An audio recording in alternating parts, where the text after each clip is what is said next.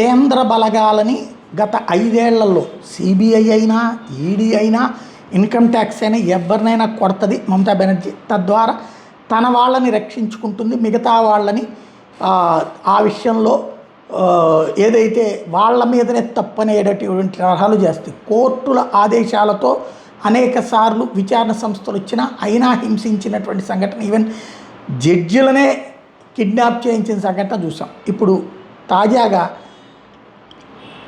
Policing అంతా ఎన్నికల సంఘం చూస్తున్నటువంటి వేళ ఈడీ అనేక లొకేషన్స్లో దాడులు చేసింది. దేని మీద అంటే పీడిఎస్ పౌర సరఫరాలకు సంబంధించినటువంటి బియ్యము, పప్పులు, ఉప్పుల కుంభకోణంలో లింక్ అయ్యి ఉన్నటువంటి మనీ ఎవరెవరి దగ్గర ఉంది అనేటువంటి తృణమూల్ కాంగ్రెస్ నాయకులకు సంబంధించి యాక్షన్ తీసుకుంటోంది, సీరియస్ ఎఫర్ట్ పెడుతోంది.